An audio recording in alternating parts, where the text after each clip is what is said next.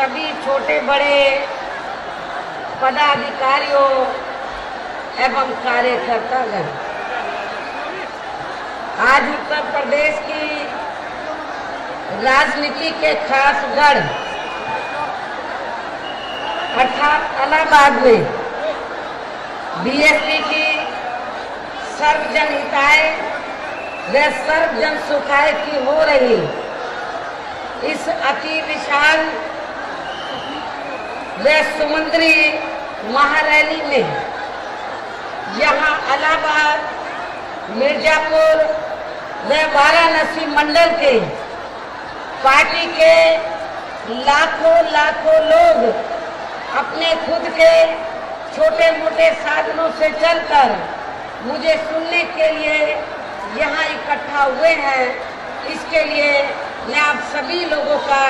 हार्दिक दिल से आभार प्रकट करती हूँ।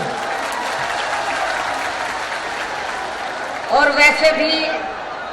आज आपकी इस अपार भीड़ के जोश व उत्साह को देखकर मुझे ये पूरा भरोसा हो गया है कि उत्तर प्रदेश में आगामी होने वाले विधानसभा चुनाव में अब बीजेपी व सपा की अंदरूनी मिली भगत व इनके सभी घिनौने हथकंडे भी यहाँ बीएसपी को किसी भी कीमत पर पूर्ण बहुमत की सरकार बनाने से नहीं रोक पाएंगे। और ऐसा हो जाने पर फिर से यहाँ उत्तर प्रदेश की जनता के लिए न्याय, अमन, चैन व विकास के अच्छे दिन जरूर वापस आ जाएंगे। इसके साथ ही यहाँ प्रदेश में हमारे महान संतों, गुरुओं व महापुरुषों में भी खास तौर से महात्मा ज्योतिराव फूले, छत्रपति शाहू जी महाराज, श्री नारायण गुरु, बाबा साहब डॉक्टर भीमराव अंबेडकर व माननीय श्री कांशीराम जी आदि का भी सर्वजन हिताय व सर्वजन सुखाय का सपना फिर जरूर साकार होगा। क्योंकि अब उत्तर प्रदेश की जनता, खासकर यहाँ कांग्रेस, बीजेपी व सपा आदि के शासनकाल की गलत नीतियों व गलत कार्य प्रणाली को काफी अच्छी तरह से समझ चुकी है। और इस संबंध में सबसे पहले मैं ये कहना चाहूँगी कि आज़ादी के बाद जब अंग्रेज अपने मुल्क को छोड़कर चले गए थे, अपना देश आज़ाद हुआ, तो आज़ादी के बाद शुरू में लगभग 37 वर्षों तक अकेले यहाँ उत्तर प्रदेश में लगातार कांग्रेस पार्टी ने राज किया है। 37 वर्षों का समय काफ़ी ज़्यादा होता है। आज़ादी के बाद लगभग 37 वर्षों तक अकेले यहाँ उत्तर प्रदेश में लगातार कांग्रेस पार्टी ने ही राज किया है। और अब ये पार्टी अपनी गलत नीतियों व गलत कार्य प्रणाली की वजह से काफ़ी वर्षों पहले उत्तर प्रदेश की सत्ता से और अब पिछले कुछ समय से केंद्र की सत्ता से भी बाहर हो चुकी है। और अपने ऐसे खराब हालातों से थोड़ा उभरने के लिए अब ये पार्टी खासकर यहाँ अपर कास्ट समाज के वोटों के स्वार्थ में इनके गरीब लोगों को आर्थिक आधार पर 10% आरक्षण देने की भी काफ़ी हवाई बातें कर रही है, जो इनका ये मात्र एक छलावा है और इसके अलावा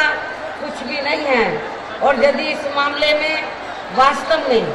कांग्रेस पार्टी की इनके प्रति नीयत साफ होती तो फिर ये कार्य केंद्र में इनके लगभग 54 वर्षों तक अपनी खुद की रही सरकारों में ही काफ़ी समय पहले किया जा चुका होता। जबकि इस मामले में हमारी पार्टी पिछले कई वर्षों से अपर कास्ट समाज के गरीब लोगों के साथ साथ यहाँ मुस्लिम व अन्य धार्मिक अल्पसंख्यक समाज के गरीब लोगों को भी आर्थिक आधार पर अलग से आरक्षण दिए जाने के लिए केंद्र की सरकार से संसद के अंदर व्यवहार भी लगातार अनुरोध करती रही है, जिस पर केंद्र में रही पूर्व की कांग्रेसी व वर्तमान बीजेपी की सरकार ने भी अभी तक इसका कोई भी संज्ञान नहीं लिया है। और इतना ही नहीं बल्कि इसी स्वार्थ में कांग्रेस पार्टी ने अपर कास्ट समाज में से खासकर ब्राह्मण समाज की उस बुजुर्ग महिला को यहाँ प्रदेश में होने वाले विधानसभा आम चुनाव में अपनी पार्टी का मुख्यमंत्री पद का भी उम्मीदवार घोषित कर दिया है,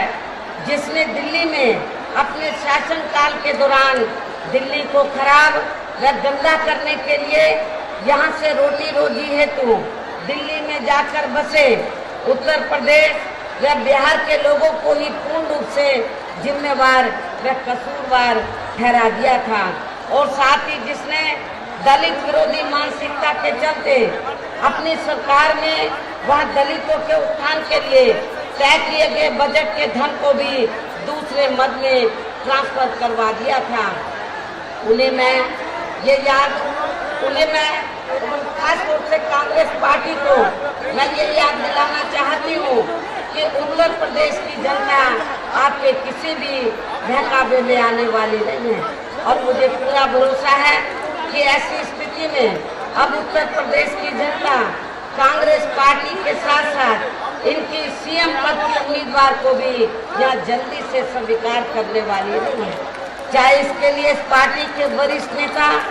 यहाँ कितने भी नाटकबाजी क्यों ना करते रहें, चाहे ये लोग रथ यात्रा लेकर निकले, चाहे ये पद यात्रा करें, लेकिन उत्तर प्रदेश की जनता के ऊपर इनका कोई भी प्रभाव पड़ने वाला नहीं है। इसके साथ साथ मैं भारतीय जनता पार्टी के बारे में भी ये कहना चाहूँगी कि उत्तर प्रदेश में भारतीय जनता पार्टी के लोग खासकर यहाँ विकास के नाम पर जो सत्ता में आने की बात कर रहे हैं, तो उन्हें मैं ये भी याद दिलाना चाहती हूँ कि उत्तर प्रदेश में भारतीय जनता पार्टी ने भी लगभग 6 वर्षों तक यहाँ राज किया है। और इस अवधि में इन्होंने विकास व जनहित के कार्यों की तरफ ध्यान देने की बजाय अधिकांश अपने आरएसएस के एजेंडे पर ही चलकर यहाँ सांप्रदायिक ताकतों को ही मजबूत किया है, जिसकी वजह से फिर इस पार्टी को सन 1992 में समय से पहले ही यहाँ अपनी सत्ता तक भी गंवानी पड़ी थी। और अब केंद्र में भी इसी नक्शे कदम पर वर्तमान बीजेपी की सरकार चल रही है, जिसने लोकसभा चुनाव के समय में पूरे देश के हर वर्ग व हर जाति व हर धर्म के लोगों के साथ साथ यहाँ गरीबों, किसानों, मजदूरों, कर्मचारियों, व्यापारियों एवं अन्य विभिन्न क्षेत्रों में लगे लोगों के हित व कल्याण के लिए जो अच्छे दिनों के वायदे किए थे, वे सपने दिखाए थे, सुनहरी सपने दिखाए थे, तो अब वे अधिकांश यहाँ बुरे दिनों में ही तब्दील हो गए हैं। और इस बारे में वैसे आप लोगों को ये मालूम है कि देश में लोकसभा चुनाव के दौरान बीजेपी व इनके पीएम पद के उम्मीदवार श्री नरेंद्र मोदी ने देश की जनता को जो असंख्य चुनावी वायदे किए थे, तो उनमें से खास चुनावी वायदे ये थे। जब लोकसभा का आम चुनाव हुआ था देश में, तो बीजेपी और इनके जो पीएम पद के उम्मीदवार थे श्री नरेंद्र मोदी ने आपके उत्तर प्रदेश ही नहीं बल्कि पूरे देश की जनता को हर चुनावी जनसभा में जो उन्होंने चुनावी वायदे किए थे, तो मैं आप लोगों से ये पूछना चाहती हूँ कि क्या वो चुनावी वायदे इन्होंने पूरे किए हैं? जबकि केंद्र में तो बीजेपी की सरकार को बने हुए 2 साल से भी ज्यादा का समय हो चुका है। उन्हें बीजेपी ने और इनके पीएम पद के उम्मीदवार श्री नरेंद्र मोदी ने लोकसभा चुनाव के दौरान तो देश में गरीब व कमजोर वर्गों के लोगों को सबसे बड़ा वायदा ये किया था कि यदि केंद्र में बीजेपी सत्ता में आ जाती है, तो फिर भारतीय जनता पार्टी की सरकार देश में गरीब व कमजोर वर्गों के लोगों को जो सरकारी राशन है वो सस्ता देगी। मैं आप लोगों से पूछना चाहती हूँ कि आप लोगों को केंद्र में बीजेपी के सत्ता में आने के बाद क्या गेहूं, चावल, दाल, तेल आदि क्या आप लोगों को सस्ता मिल रहा है? मैं समझती हूँ कि नहीं मिल रहा है। मैं समझती हूँ कि नहीं मिल रहा है। केंद्र के लोकसभा चुनाव के दौरान बीजेपी व श्री नरेंद्र मोदी ने ये भी कहा था कि जब केंद्र में बीजेपी सत्ता में आ जाएगी तो पूरे देश में बिजली, पानी, स्वास्थ्य सेवाएं व रसोई गैस आदि सब सस्ती हो जाएगी। क्या आप लोगों को बिजली, पानी, स्वास्थ्य सेवाएं, रसोई गैस आदि आप लोगों को सस्ता मिल रहा है? मैं समझती हूँ नहीं मिल रहा है। बीजेपी और श्री नरेंद्र मोदी ने यह भी कहा था कि जब केंद्र में बीजेपी पावर में आ जाएगी तो पूरे देश में और आपके उत्तर प्रदेश में भी बिजली 24 घंटे मिलेगी। आपको 24 घंटे बिजली देने का वायदा किया था। क्या आप लोगों को बिजली 24 घंटे मिल रही है? मैं समझती नहीं मिल रही है। और इतना ही नहीं, इन्होंने बीएसपी की सरकार की, जब उत्तर प्रदेश में बीएसपी की सरकार थी तो हमारी सरकार ने उत्तर प्रदेश में जो बेघर लोग थे या आवासहीन लोग थे जिनके पास अपने खुद के पक्के मकान नहीं थे, तो हमारी सरकार ने तो पूरे उत्तर प्रदेश में तो हमने आवासहीन लोगों को तो पक्के मकान, 2-2 कमरों के पक्के मकान बनाकर दिए थे। लेकिन बीजेपी और केंद्र की बीजेपी और श्री नरेंद्र मोदी ने तो लोकसभा चुनाव के दौरान बीएसपी की नकल करते हुए तो उन्होंने लोकसभा चुनाव के दौरान श्री नरेंद्र मोदी ने, खासकर श्री नरेंद्र मोदी ने ये कहा था कि जब केंद्र में बीजेपी पावर में आ जाएगी तो फिर आपके उत्तर प्रदेश में भी तो जिन लोगों के पास अपने रहने के लिए पक्के मकान नहीं है तो गरीब लोगों को दो कमरों के पक्के मकान बनाकर दिए जाएंगे। मैं पूछना चाहती हूँ आप लोगों से कि आप किसी भी गरीब या आवासहीन व्यक्ति को एक भी मकान पक्का आप लोगों को केंद्र की सरकार ने अभी तक बनाकर दिया है? मैं समझती हूँ कि नहीं दिया। बीजेपी और श्री नरेंद्र मोदी ने लोकसभा चुनाव के दौरान ये भी कहा था कि जब केंद्र में बीजेपी पावर में आ जाएगी तो पूरे देश में गरीबी और महंगाई को कम कर दिया जाएगा। क्या गरीबी कम हुई है आप लोगों की? क्या महंगाई कम हुई है? और इतना ही नहीं, इन्होंने ये भी कहा था कि पूरे देश में जो बेरोजगार लोग हैं उनको रोजगार दे दिए जाएंगे, पूरे देश में कोई बेरोजगार नजर नहीं आएगा। तो मैं पूछना चाहती हूँ, क्या आपके क्षेत्र में बेरोजगारी खत्म की है? मैं समझती हूँ नहीं की है। इसी प्रकार बीजेपी और श्री नरेंद्र मोदी ने यह भी कहा था लोकसभा चुनाव के दौरान कि पूरे देश में जो किसान लोग हैं उनको खेती करने के लिए सस्ती सुविधाएं देकर उनकी आय को 2 गुना किया जाएगा। क्या किसानों को सस्ती सुविधाएं मिल रही हैं? क्या उनकी आय 2 गुना हुई है? मैं समझती नहीं हुई है। और इतना ही नहीं, बल्कि बीजेपी ने केंद्र की सत्ता में आने के बाद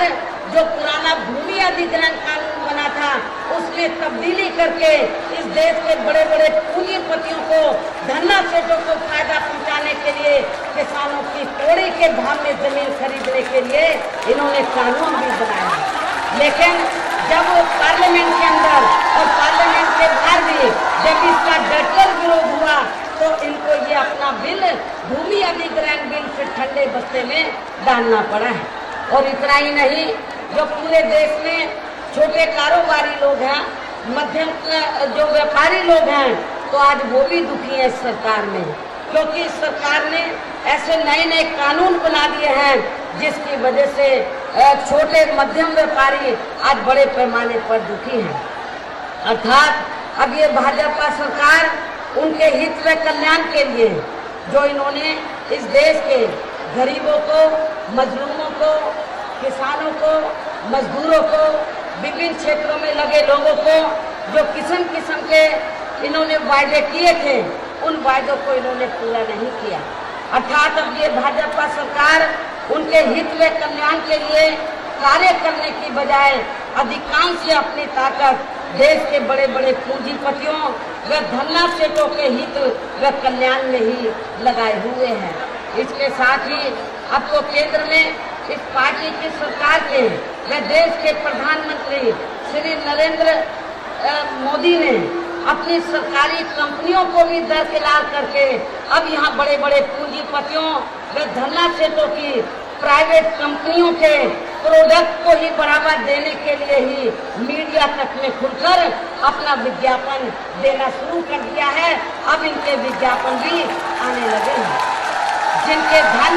व बल की खास वजह से ही इस बार ये पार्टी केंद्र की सत्ता में आसीन हुई है। और यही मुख्य वजह है कि अब देश के बड़े बड़े पूंजीपतियों व धन्ना सेठों का लाखों लाखों करोड़ रुपयों का कर्ज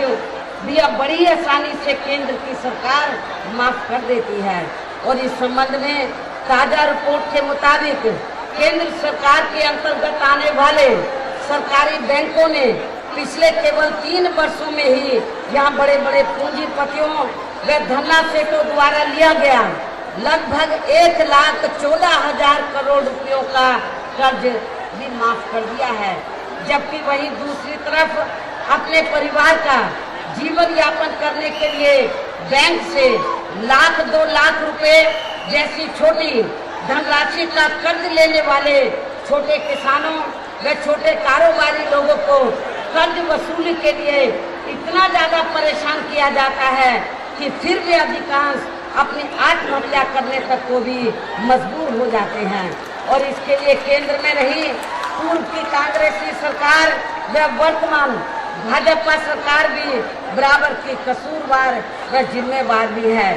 इसके साथ ही केंद्र की वर्तमान भाजपा सरकार ने देश में आम जनहित के नाम पर खासकर जनधन व पेंशन एवं बीमा आदि की जो भी अनेकों और योजनाएं अभी तक प्रारंभ की हैं, शुरू की हैं, तो उनसे भी अधिकांश या अप्रत्यक्ष रूप में देश के बड़े बड़े पूंजीपतियों व धन्ना सेठों को ही लाभ पहुंच रहा है। इसके साथ ही देश में बनने वाले स्मार्ट सिटी का भी ज्यादातर यहाँ अमीर व धनवान लोग ही फायदा उठाने वाले हैं। इसी प्रकार करोड़ों अरबों की लागत से बन रही बुलेट ट्रेन जो केवल मुंबई से गुजरात के अहमदाबाद शहर तक ही चलाई जाएगी, तो उसमें भी अधिकांश यहाँ बीजेपी व श्री नरेंद्र मोदी के बड़े बड़े पूंजीपति व धन्ना सेठ लोग ही सफर करने वाले हैं। जबकि इस पर खर्च की जा रही इतनी ही धनराशि से देश में गरीब लोगों के लिए कई और नई ट्रेनें भी चलाई जा सकती थी। और इतना ही नहीं बल्कि देश की अर्थव्यवस्था की विकास दर का भी लाभ करोड़ों गरीबों, नौजवानों व बेरोजगार लोगों को मिलने की बजाय केवल यहाँ मुट्ठी भर बड़े बड़े पूंजीपतियों व धन्ना सेठों को ही मिल रहा है। इसलिए अभी हाल ही में पीएम श्री नरेंद्र मोदी ने मीडिया को दिए गए अपने इंटरव्यू में देश व विदेश व यहाँ की जनता को लेकर विभिन्न मुद्दों पर और खासकर दलितों व अन्य कमजोर वर्गों के बारे में जो कुछ भी अपनी सरकार का अब तक का लेखा जोखा बयान किया है, तो वह जमीनी हकीकत में ना के बराबर है। अर्थात इनका ये लेखा जोखा अधिकांश ये केवल सरकारी फाइलों में ही दर्ज कागजी मसौदा है, इसके सिवाय कुछ भी नहीं है। इस प्रकार से केंद्र में श्री नरेंद्र मोदी की सरकार ने खासकर जनहित व जन कल्याण के मामले में घोर विफलता के साथ साथ देश में बढ़ती हुई महंगाई, बेरोजगारी व व्यापक भ्रष्टाचार आदि की ज्वलंत समस्याओं को दूर करने के लिए ऐसे कुछ भी जमीनी ठोस कार्य नहीं किए हैं कि जिसका विशेष संज्ञान लेकर यहाँ की आम जनता उसे सराहे व तारीफ करे। इसके साथ ही केंद्र में बीजेपी की सरकार बनने पर आप लोगों को ये मालूम है कि लोकसभा चुनाव के दौरान बीजेपी और खासकर श्री नरेंद्र मोदी ने इस देश के गरीब लोगों को आज के उत्तर प्रदेश के गरीब लोगों को भी ये कहा था कि अपने देश का जो काला धन विदेशों में जमा है, तो श्री नरेंद्र मोदी ने ये कहा था कि अपने देश का काला धन जो विदेशों में जमा है, और यदि केंद्र में बीजेपी पावर में आ जाती है तो फिर केंद्र की सरकार जो विदेशों में काला धन जमा है तो उसको 100 दिनों के अंदर ही वापस लाकर 100 दिनों के अंदर ही वापस लाकर तो इस देश के अंदर तो प्रत्येक गरीब परिवार में मान लीजिए 5 लोग हैं तो 5 लोगों को प्रत्येक मेंबर के हिसाब से 15 और 20 लाख रुपए के हिसाब से सरकार की ओर से दिए जाएंगे। ये बीजेपी और श्री नरेंद्र मोदी ने ये कहा था लोकसभा चुनाव के दौरान। तो मैं आप लोगों से पूछना चाहती हूँ कि आपके क्षेत्र में किसी भी गरीब आदमी को 1 रुपया भी मिला है, 1 फूटी कौड़ी भी मिली है? मैं समझती हूँ कि आप लोगों को नहीं मिला है। इनका ये खास चुनावी वायदा भी पूरी तरह से खोखला ही साबित हुआ है। और अब तो अपने देश में भी काला धन रखने वाले लोगों को उसे सफेद करने के लिए पूर्व की कांग्रेसी सरकार की तरह ही वर्तमान केंद्र की भाजपा सरकार में भी विशेष व्यवस्था कर दी गई है। इसके अलावा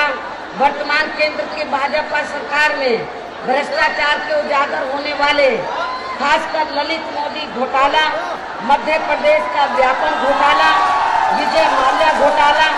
छत्तीसगढ़ में महाराष्ट्र स्टेट की भाजपा सरकार के हुए घोटाले आदि ये सभी साबित करते हैं कि बीजेपी में भी कांग्रेस पार्टी की तरह भ्रष्टाचार की जड़ें काफी ज्यादा गहरी है।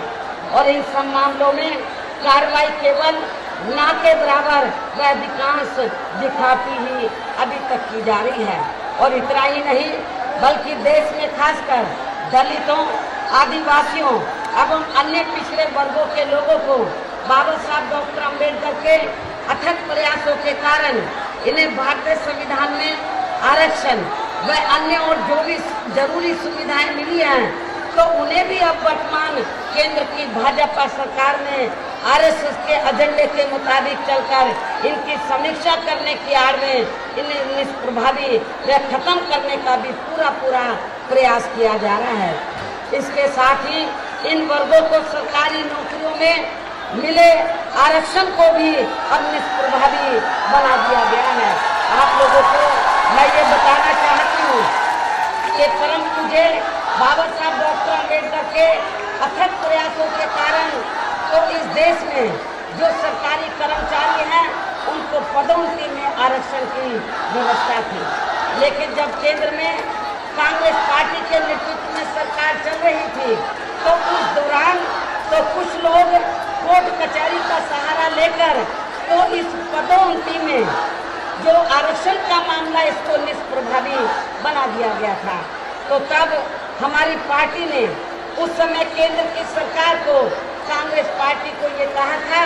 कि इसको निष्प्रभावी बनाने के लिए आपको संविधान में संशोधन करना चाहिए। हमें काफी संघर्ष करना पड़ा और आप लोगों को मालूम है कि राज्यसभा में बीएसपी के काफी संघर्ष करने के बाद तो ये संवैधानिक संशोधन विधेयक पदोन्नति में आरक्षण को फिर से प्रभावी बनाने के लिए तो ये जो संविधान में संशोधन विधेयक है ये राज्यसभा में तो पास हो गया लेकिन लोकसभा में पास नहीं हो सका। और अब केंद्र में बीजेपी के नेतृत्व में सरकार चल रही है और बीजेपी की लोकसभा में एब्सोल्यूट मेजॉरिटी है, लेकिन ये मामला अभी तक भी लटका पड़ा है। इससे भी कांग्रेस पार्टी के साथ साथ बीजेपी की दलित विरोधी मानसिकता साफ नजर आती है। इस देश के अंदर जो आपका आरक्षण का कोटा है, पूर्व की कांग्रेसी सरकार की तरह वर्तमान केंद्र की भाजपा सरकार में भी हर स्तर पर आपका आरक्षण का कोटा अधूरा पड़ा है। और इसके अलावा वर्तमान भारतीय जनता पार्टी की सरकार ने तो केंद्र में जो बड़े बड़े उनके मंत्रालय हैं उनके ज्यादातर कार्य तो इस देश के बड़े बड़े पूंजीपतियों और धनराशियों को फायदा पहुंचाने के लिए इन्होंने प्राइवेट सेक्टर को दे दिए। और आप लोगों को मालूम है कि प्राइवेट सेक्टर में अभी तक भी आरक्षण की व्यवस्था नहीं है। बड़े बड़े कार्य प्राइवेट सेक्टर को दे दिए हैं, तो ऐसी स्थिति में आपका आरक्षण खुद ही कम हो जाएगा। यानी कि भारतीय जनता पार्टी अप्रत्यक्ष रूप में तो अपने कार्य, सरकारी कार्य ज्यादातर प्राइवेट सेक्टर को देकर तो आपका आरक्षण भी भारतीय जनता पार्टी की सरकार धीरे धीरे इसको कम कर रही है और ये आपका आरक्षण अब ना के बराबर ही रह गया। और इन सब में भी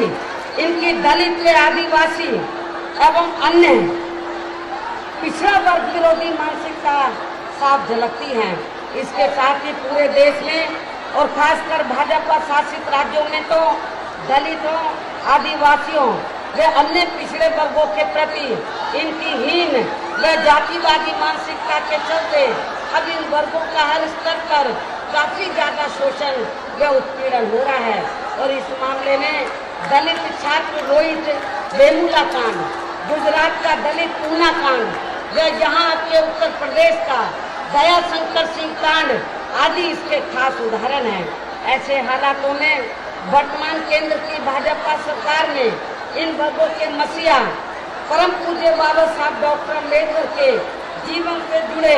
कुछ स्थानों को स्मारक व संग्रहालय आदि में परिवर्तित करने की मात्र घोषणा करने से व कुछ मौकों पर कांग्रेस पार्टी की तरह दलित व पिछड़ों के घरों में जाकर उनका खाना आदि खाने से भी इनके समाज का पिछड़ापन व सामाजिक उत्पीड़न खत्म होने वाला नहीं है। और अब इन वर्गों के लोग अपने समाज पर आए दिन हो रहे अन्याय, अत्याचार व जातिवादी व्यवहार एवं सरकारी भेदभाव व उपेक्षा आदि से काफी ज्यादा दुखी व चिंतित भी हैं। और इन सब मामलों में अब ये लोग बीजेपी व प्रधानमंत्री श्री नरेंद्र मोदी की केवल सहानुभूति व हमदर्दी नहीं चाहते हैं, बल्कि इसके साथ साथ उनके मुख्य दोषी लोगों के खिलाफ समय से ठोस कानूनी कार्रवाई भी सुनिश्चित होते हुए देखना चाहते हैं। अर्थात अब ये लोग अपने आत्मसम्मान व स्वाभिमान के साथ साथ संविधान में खासकर समानता, बराबरी व आरक्षण आदि के जो भी इन्हें कानूनी अधिकार मिले हैं, तो उनको अब ये लोग वास्तव में या जमीनी हकीकत में लागू होते हुए देखना चाहते हैं, जिसमें अभी तक भी इन वर्गों के लोगों को यहाँ आज़ादी के 70 वर्षों के बाद भी कोई खास सफलता नहीं मिल पा रही है। इनके अलावा जहाँ तक देश में मुस्लिम व अन्य धार्मिक अल्पसंख्यक समाज के लोगों की अधिकांश मामलों में आए दिन खराब व दयनीय हो रही स्थिति का सवाल है, तो इस बारे में भी हमारी पार्टी का ये मानना है कि जब से केंद्र में खासकर बीजेपी के नेतृत्व में सरकार बनी है, तो तब से पूरे देश में मुस्लिम व अन्य धार्मिक अल्पसंख्यक समाज के लोगों के साथ हर स्तर पर पहले से भी कई गुना ज्यादा सोचेला रवैया अपनाया जा रहा है।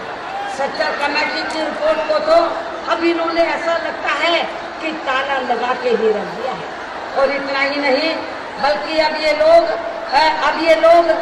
यानी कि मुस्लिम समाज के लोग, खासकर मुस्लिम समाज के लोग पूरे देश में अपने जान माल या मजहब की सुरक्षा को भी लेकर हमेशा चिंतित व दहशत में बने रहते हैं। इसके साथ साथ इस समय पूरे देश में सांप्रदायिक व कट्टरवादी ताकतों के मजबूत होने की वजह से भी अब आए दिन इन लोगों के ऊपर यह गो रक्षा, लव जिहाद, देशभक्ति, हिंदू राष्ट्र बनाने व धर्म परिवर्तन आदि की आड़ में भी इनका काफी ज्यादा शोषण व उत्पीड़न किया जा रहा है। इसके साथ ही आतंकवाद के नाम पर भी अब यहाँ खासकर मुस्लिम समाज के आम लोगों को भी जो शक की नजरों से देखा जा रहा है, तो ये सब देश हित में ठीक नहीं हो रहा है और इसकी हमारी पार्टी कड़े शब्दों में निंदा भी करती है। लेकिन इन सबसे यहाँ की सरकार का सबका साथ व सबका विकास का भी असली रूप देखने के लिए हमें मिलता है। इस प्रकार केंद्र में बीजेपी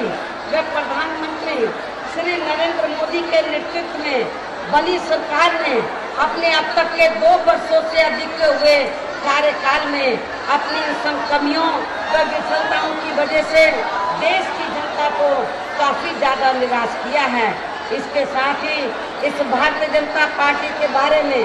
खासकर उत्तर प्रदेश की कानून व्यवस्था को भी लेकर मेरा ये कहना है कि जब केंद्र में वर्तमान भाजपा सरकार अपने अधीन में चल रही देश की राजधानी दिल्ली की भी कानून व्यवस्था को ठीक ढंग से संभाल नहीं सकती है, तो फिर ऐसी स्थिति में दिल्ली से भी कई गुना ज्यादा आबादी रखने वाले अपने उत्तर प्रदेश की अब यहाँ वर्तमान में ऑक्सीजन पर चल रही खराब कानून व्यवस्था को भला इस पार्टी की सरकार यहाँ कैसे संभाल सकती है। और इतना ही नहीं बल्कि भारतीय जनता पार्टी ने उत्तर प्रदेश में अपनी पार्टी के एक ऐसे कार्यकर्ता को अर्थात श्री केशव प्रसाद मौर्य को यहाँ प्रदेश का अध्यक्ष बनाया है, जिसका पूर्व में अपना खुद का आपराधिक इतिहास रहा है। तो फिर ऐसी स्थिति में प्रदेश की जनता यहाँ बीजेपी की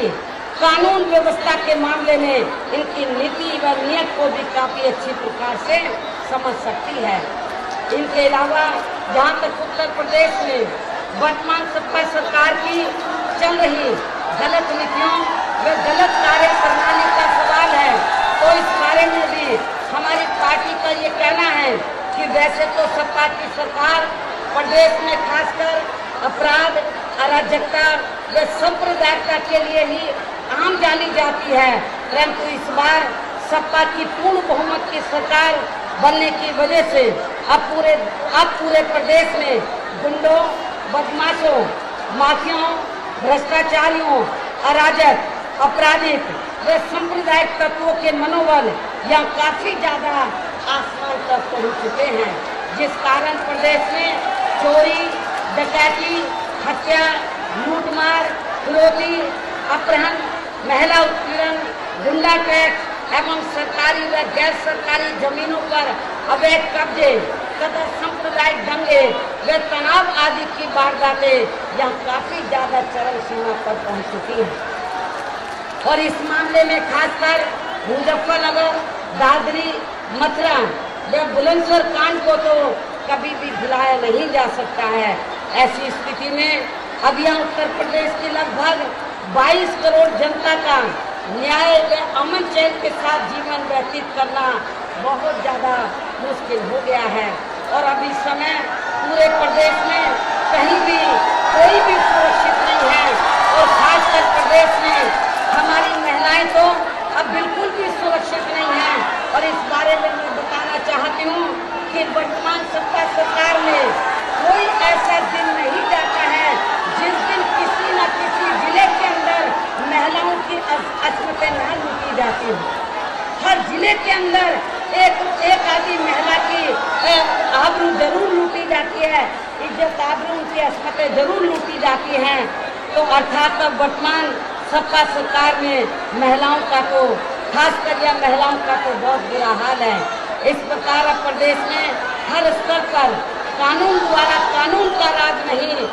बल्कि अधिकांश यहाँ अराजक व आपराधिक तत्वों का ही जंगल राज चल रहा है, जिसका यहाँ विकास के कार्यों पर भी काफी ज्यादा बुरा प्रभाव पड़ा है। ऐसी स्थिति में वर्तमान सपा सरकार में विकास के अभी तक जो भी थोड़े बहुत कार्य हुए हैं, तो उनमें से अधिकतर बड़े बड़े व महत्वपूर्ण कार्यों की बीएसपी की सरकार में ही शुरुआत कर दी गई थी। लेकिन अब यह खास ध्यान देने की बात यह है कि ऐसे हालातों में भी केंद्र में रही पूर्व की कांग्रेसी सरकार की तरह वर्तमान भाजपा सरकार का भी खामोश बने रहना, तो ये सब सपा व बीजेपी की अपनी विफलताओं व अंदरूनी मिली भगत को ही साफ तौर से दर्शाता है, जिसे गंभीरता से लेते हुए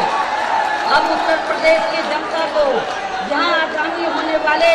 विधानसभा चुनाव में प्रदेश के जनहित में यहाँ सपा के साथ साथ भारतीय जनता पार्टी को भी सत्ता में आने से जरूर रोकना होगा। इसके साथ ही अब उत्तर प्रदेश में जनहित व जन कल्याण की अर्थात बीएसपी की सर्वजन हिताय व सर्वजन सुखाय की ही यहाँ सरकार बनानी होगी। और वैसे तो आप लोग ये जानते हैं कि बीएसपी का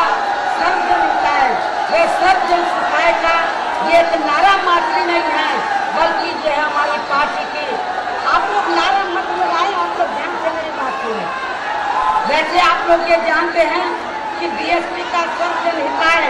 व सर्वजन सुखाय का ये एक नारा मात्र ही नहीं है, बल्कि ये हमारी पार्टी की मूल नीति व सिद्धांत की है, जिसके आधार पर चलकर हमने अपनी पार्टी का संगठन ही नहीं बल्कि यहाँ उत्तर प्रदेश में अपनी कई बार सरकार भी चलाकर दिखाई है। इसके साथ ही इसी नीति व सिद्धांत के आधार पर चलकर ही हमारी पार्टी ने अपने सभी चारों शासनकाल में यहाँ किसानों, मजदूरों, कर्मचारियों, व्यापारियों व अन्य क्षेत्रों में लगे लोगों के साथ साथ खासकर यहाँ गरीबों, दलितों, पिछड़ों, मुस्लिम व अन्य धार्मिक अल्पसंख्यक समाज के हितों का भी हर स्तर पर विशेष ध्यान रखा है। और अब बहुजन समाज पार्टी में बहुजन समाज का ही नहीं बल्कि सर्व समाज का हित निहित है। लेकिन ये सब विरोधी पार्टियों के लोगों को अच्छा नहीं लग रहा है, इसलिए अब ये लोग बीएसपी को सत्ता में आने से रोकने के लिए किस्म किस्म के घिनौने हथकंडे इस्तेमाल कर रहे हैं। और इस संबंध में कुछ खास बातों की तरफ ध्यान दिलाने से पहले मैं बीएसपी के बारे में ये भी कहना चाहती हूँ कि बीएसपी एक राजनीतिक पार्टी के साथ साथ एक मिशनरी मूवमेंट भी है, जिनके कार्यकर्ताओं व उनके समाज को बीएसपी की मिशनरी मूवमेंट से जोड़कर उन्हें इस प्रकार से न बिकने वाला समाज के रूप में तैयार किया जाता है। यदि किसी भी समाज का पार्टी से जुड़ा बड़े से बड़े नेता भी, बड़े से बड़ा नेता भी अपने व्यक्तिगत व पारिवारिक स्वार्थ में किसी भी विरोधी पार्टी के हाथों में चला जाता है तो फिर वह व्यक्ति अधिकांश अकेला ही जाता है, किंतु उसके साथ में उसका अपना खुद का समाज नहीं जाता है। और फिर उसका समाज उसके स्थान पर अपना नया नेता तैयार करके पार्टी में आगे बढ़ता चला जाता है। और इस बात के माननीय श्री कांशीराम जी के जीते जी वे उनके ध्यान के बाद भी ऐसे अनेकों उदाहरण हमारे सामने हैं। और इसका उत्तर प्रदेश से जुड़ा ताज़ा उदाहरण ये है कि अभी हाल ही में टिकट को लेकर यहाँ कुछ लोग अपने परिवार के मोह में वे व्यक्तिगत स्वार्थ में जो बीएसपी को छोड़कर गए हैं या निकाल दिए गए हैं, तो अब वे लोग विरोधी पार्टियों से अपनी टिकट लेने के स्वार्थ में उन्हें खुश करने के लिए आए दिन यहाँ बीएसपी के ऊपर खासकर टिकट बेचने का गलत व झूठा आरोप लगाते रहते हैं। जबकि इस किस्म के लोग अकेले हमारी पार्टी में ही नहीं बल्कि दूसरी पार्टियों में भी जरूर देखने के लिए मिलेंगे। किंतु मीडिया में इसके प्रचार व प्रसार के मामले में फर्क केवल इतना ही है कि मीडिया के लोग दूसरी पार्टियों पर लगे ऐसे आरोपों को एक दो दिनी खबरों में चलाकर उसे दरकिनार कर देते हैं, तो वहीं दूसरी तरफ मीडिया में कुछ दलित विरोधी मानसिकता रखने वाले लोग खासकर बीएसपी के मामले में अपना दोहरा मापदंड अपनाते हुए इस किस्म की खबरों को अधिकांश या चुनाव होने तक भी दिखाते रहते हैं। और इतना ही नहीं बल्कि टिकट न मिलने की स्थिति में जब विरोधी पार्टियों के लोग अपने नेताओं पर टिकट बेचने के आरोप लगाते हैं, तो तब फिर ये लोग अपने ऊपर लगे इन आरोपों को पूर्ण रूप से गलत व झूठा बताते हैं, तो वहीं दूसरी तरफ यही विरोधी लोग बीएसपी के ऊपर लगे इस किस्म के गलत व झूठे आरोपों को सही बताते हैं। तो इससे भी विरोधी पार्टियों की बीएसपी के प्रति ये दोहरी मानसिकता साफ नजर आती है। इसके साथ साथ सावधानी के तौर पर यहाँ मैं ये भी कहना चाहती हूँ कि पिछले कुछ समय से एक तरफ तो विरोधी पार्टियों के लोग खासकर यहाँ उत्तर प्रदेश में बीएसपी के बारे में इस बात का ये काफी गलत प्रचार कर रहे हैं कि उत्तर प्रदेश में बीएसपी की हालत ठीक नहीं है, बीएसपी में भगदड़ मची है, लोग आए दिन एक एक करके पार्टी को छोड़कर जा रहे हैं, तो वहीं दूसरी तरफ यही विरोधी लोग बीएसपी के बारे में ये भी कह रहे हैं कि बीएसपी के टिकट बेचते जा रहे हैं और एक एक सीट पर टिकट के लिए कई कई करोड़ रुपए भी लिए जा रहे हैं, जबकि इसमें कतई भी सच्चाई नहीं है। किंतु फिर भी इस बारे में मैं विरोधी पार्टियों के लोगों से ये बात जरूर पूछना चाहती हूँ कि जब विरोधी पार्टियों के हिसाब से उत्तर प्रदेश में बीएसपी की हालत ठीक नहीं है, बीएसपी में भगदड़ मची हुई है, लोग आए दिन एक एक करके पार्टी को छोड़कर जा रहे हैं, तो तब फिर ऐसी खराब स्थिति में यहाँ बीएसपी का भला फिर कौन टिकट खरीद सकता है? शायद इसका जवाब ये विरोधी लोग आसानी से नहीं दे पाएंगे। लेकिन फिर भी इनके इस विरोधाभास कथन से ये बात तो यहाँ जरूर स्पष्ट हो जाती है कि बीएसपी उत्तर प्रदेश में सभी विरोधी पार्टियों को काफी पीछे छोड़कर या काफी ज्यादा आगे बढ़ चुकी है। चाहे यहाँ खासकर बीजेपी के लोग, अपनी पार्टी के लोगों का मनोबल बढ़ाने के लिए पर्दे के पीछे से अपने बड़े बड़े पूंजीपतियों व धरना सेठों के जरिए सर्वे कराने वाली एजेंसियों को मैनेज करके वे उनके सर्वे के ओपिनियन पोल में यहाँ प्रदेश में होने वाले विधानसभा चुनाव में बीजेपी का मुकाबला समाजवादी पार्टी से जबरन क्यों न दिखाते रहें, और साथ ही इसी सर्वे में ये लोग केंद्र की अपनी सरकार के कार्यों को भी जबरदस्ती ज्यादा नंबर क्यों न दिलवाते रहें। और इतना ही नहीं बल्कि इनका ये मैनेज किया गया सर्वे का ड्रामा अब उत्तर प्रदेश में खासकर बीएसपी की रैलियों के जबरदस्त कामयाब होने के बाद से तो यहाँ आए दिन किसी न किसी रूप में जरूर चलता रहेगा, जिससे प्रदेश की जनता को गुमराह नहीं होना है। और इस संबंध में सावधानी के तौर पर यहाँ मैं ये भी कहना चाहूँगी, देश के राज्यों में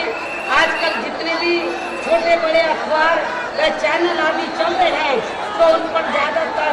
धन व पैसा यहाँ के बड़े बड़े पूंजीपतियों व धरना सेठों का ही लगा होने के कारण अधिकांश नियंत्रण उन्हीं का ही होता है। और फिर ये लोग अपने अपने आर्थिक लाभ के लिए जिन भी पार्टियों से जुड़े होते हैं, तो चुनाव में उन्हीं पार्टियों को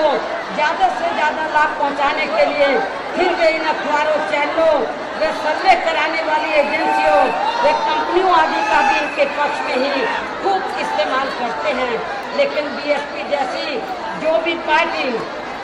देश के बड़े बड़े पूंजीपतियों व धरना सेठों से अपनी दूरी बना के रखती है और खासतौर सरकार बनने पर उन्हें कोई भी अनुचित लाभ नहीं पहुंचाती है, तो फिर ये पूंजीपति व धरना सेठ लोग दुखी होकर बीएसपी जैसी उस पार्टी को चुनाव में राजनीतिक नुकसान पहुंचाने के लिए यहाँ अखबारों